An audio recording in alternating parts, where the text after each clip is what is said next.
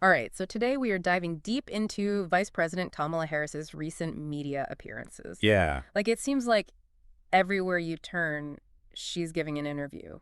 everywhere. And we've got a lot of material to unpack here. We do. We've got transcripts from that really interesting Fox News interview that she did, Yeah. articles from NPR, the Associated Press, and even Al Jazeera Oh, interesting. on this. So Yeah. a lot of different perspectives on this media blitz. Sweet. Plus, we've even got some commentary from a Trump rally Oh, boy. and Megyn Kelly's take on it all. Okay. So when you look at this stack of stuff, is there anything that, like, jumps out at you right away? You know what's really interesting to me right off the bat is just her strategy, Okay. like appearing on Fox News, Right. which, I think we all know is not known for being particularly friendly to Democrats. So it seems like she's trying to, like, reach across the aisle Yeah. and broaden her appeal, and I think Yeah. that's fascinating. Yeah, it is interesting. And you're right. I mean, Fox News is known for having a pretty conservative audience. So for her to go on there, Right. it's a bold move. It is. It really is. And speaking of bold, did you see that whole exchange she had with Bret Baier about immigration? Yes. I mean, yeah. things got a little heated, Yeah, got a little spicy in there. especially when he brought up Jocelyn Mungare, Rachel Morin, Laken Riley, all those tragic deaths allegedly at the hands of undocumented immigrants. Yeah, that was rough. You could tell he was trying to put her on the defensive.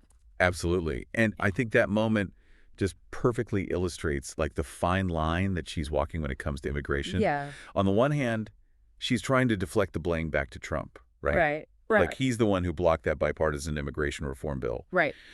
But at the same time, Bear keeps bringing it back to, like, okay, but what about the increase in border crossings since Biden took office? Mm-hmm. And then he throws in those victims' names. Right. And it's like, how do you counter that? It's powerful stuff, right? Yeah, you can't really... You can't argue with that kind of emotion. Right, and it's interesting how differently this whole thing is being framed. Like, NPR is calling it a do-over tour. That's funny. But Fox News is painting it as Harris trying to, like, rewrite history. Right. Well, I mean, that's the thing about media these days, right? Yeah. Everybody's got an angle, and so you have to kind of understand, like, where each outlet is coming from. Right. Like, Fox News is going to cater to a more conservative audience. Mm-hmm. So, of course, they're going to highlight any perceived inconsistencies in her record Right. or any attempts to distance herself from Biden. Yeah. Whereas NPR, with their more liberal audience, Mm-hmm. they're probably going to focus more on, like, the strategic rationale Yeah. behind her new messaging and, like, her efforts to connect with a broader range of voters. Yeah, it's like we're watching two different movies playing out on the same screen. Exactly. And then you've got Al Jazeera bringing in this whole other dimension. Like, they're really focused on her trying to reach out to moderate Republicans. Interesting. Remember that big meeting she had with over 100 Republican leaders? Oh, right. Yeah. They really highlighted that, emphasizing this supposed bipartisan support that she's building. Well, yeah, I mean, it makes sense, right? Yeah. If she can get some big-name Republicans to endorse her, Right. it kind of helps counter that radical leftist label that gets thrown around so much. Yeah. Like, it makes her seem more reasonable, Yeah. Right, more electable. Exactly. And it all plays into that really interesting statement she made. Which one? My presidency will not be a continuation of Joe Biden's presidency line. Oh, right. Yeah. Which, I mean, considering that just last week she couldn't name a single thing she would do differently. Yeah. How about that? It feels very calculated. Oh, sure. Like a direct appeal to those voters who might like some of what Biden's done, Right? but aren't thrilled about another 4 years. Yeah, maybe they're a little worried about his age, or, Yeah. or just think it's time for, like, a fresh perspective. Yeah. And so she's trying to say, like, hey, I'm my own person. Yeah. I'm the future. Yeah. It's a tough line to walk, though. It is. Speaking of tough, Oh let's talk about those allegations that Megyn Kelly brought up boy, here we go. about Doug Emhoff, Yeah, Harris's husband. I saw that. I mean, she claims there are multiple witnesses, even receipts and airline tickets to back up this woman's story. That seems like a pretty big deal to just ignore. Right, and that's exactly what Kelly's trying to point out. Right. She's basically saying that this is a clear example of media bias. Okay. Like, if this were a Republican candidate's spouse, Okay. this would be front page news everywhere. Right. But because it's Emhoff, Yeah. the media is just conveniently looking the other way. Like sweeping it under the rug. Exactly, and it plays into this whole idea Right. that you can't trust the mainstream media. Right. that they have an agenda. Mm-hmm. They're protecting their own. Which a lot of people believe these days. Oh, yeah. Yeah, and Kelly doesn't hold back. She does not. She straight up calls it a classic case of hypocrisy. Wow. But of course, the Harris campaign is denying everything, Of course they are. calling it a desperate attempt to smear her right before the election. Right. Well, that's the standard playbook, isn't it? Yeah, pretty much. Deny, deny, deny. It's going to be interesting to see if anything actually comes of it. I know, right? Yeah. Will there be any actual evidence, or is it just going to fizzle out? Who knows? Who knows? So we've got all this strategic maneuvering from the Harris campaign, conflicting narratives, allegations of media bias. It's a lot. It really is. What do you think all of this has actually accomplished so far? What, it's still early. True. I mean, it's way too early to say if any this is going to move the needle with voters. Okay. But one thing's for sure, she's definitely injected herself back into the conversation. That's true. Whether or not it's on her own terms, I guess, remains to be seen. And then there's that whole other layer with the allegations against Emhoff. Right. I mean, that could really throw a wrench in things. Yeah. You never know what's going to stick in an election year. It's true. And Al Jazeera made a really interesting point about her relationship with black voters. Oh, yeah. They said that demographic is absolutely crucial for her, Right. but she also needs to appeal to a much broader audience at the same time. Yeah. It's a tough balance for any Democrat, really, Right? but especially for her.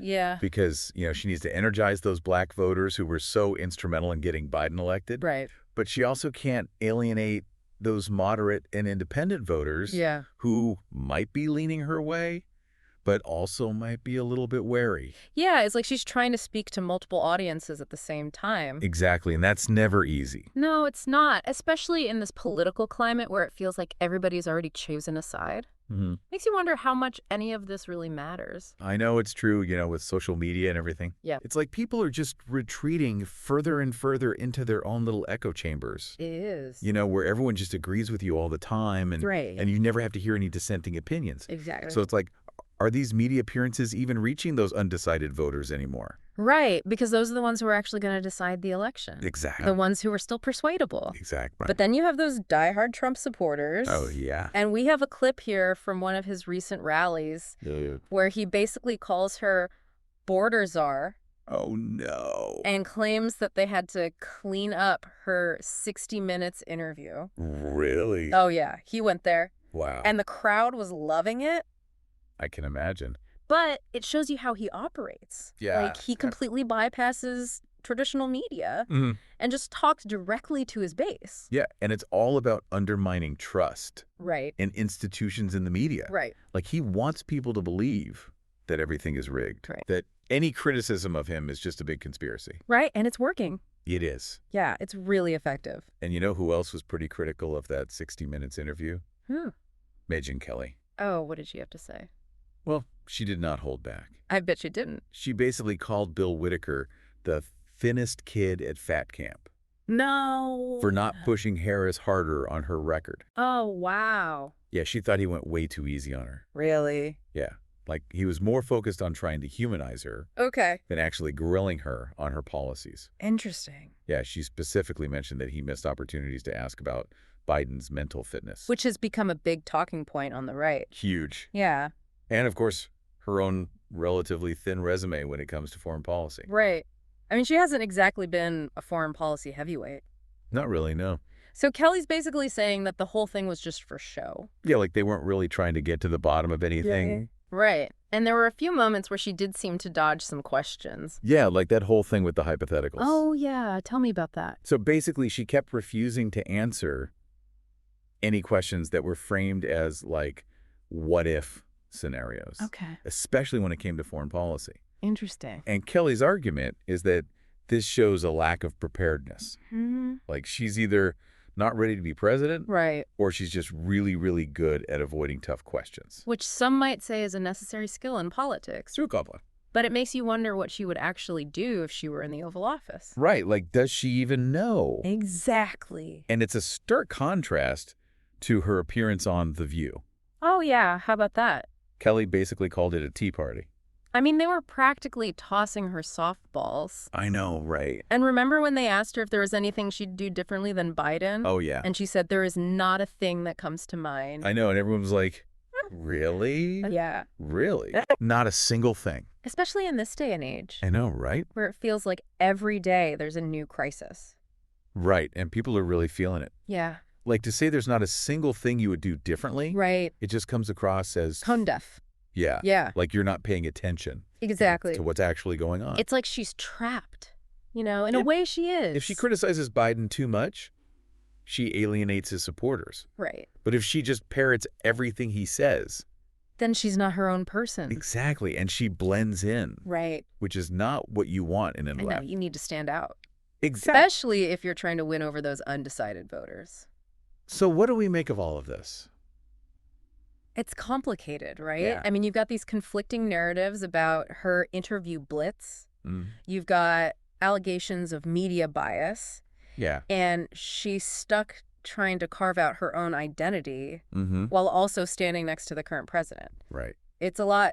It really is. I mean, do you think the average voter is paying attention to all of this?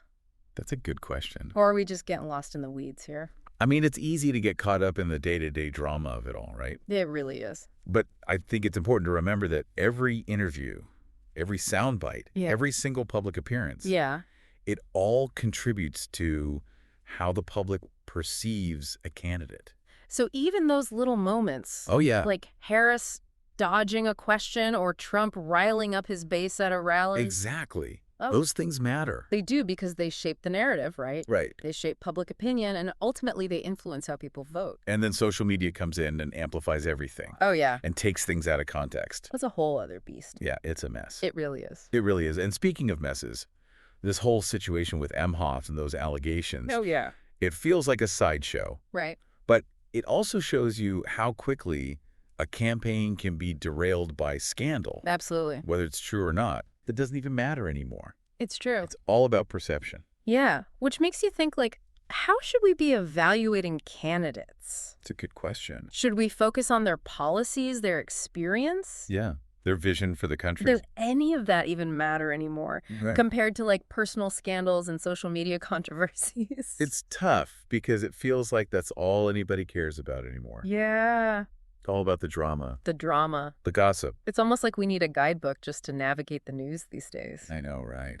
Speaking of navigating, Yeah. did you catch that little observation from Kelly What was that? about Joe Biden popping up right after one of Harris's big media appearances? Oh, yeah, like he was trying to steal her thunder? Exactly. That is interesting. It's almost comical. Yeah. Like he doesn't want her to have the spotlight. Well, and he is getting up there in age. Right. Maybe he's a little jealous of her youth and energy.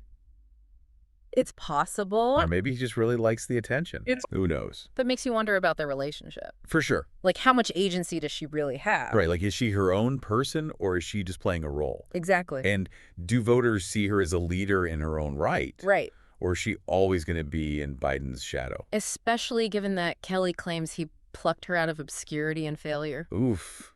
Yeah, that's harsh. It is, but it does make you think does. about the challenges she faces. For sure. Like, fair or not, that perception is out there. It is. And it's something she has to overcome Absolutely. if she wants to convince voters that she's ready to lead. Yep.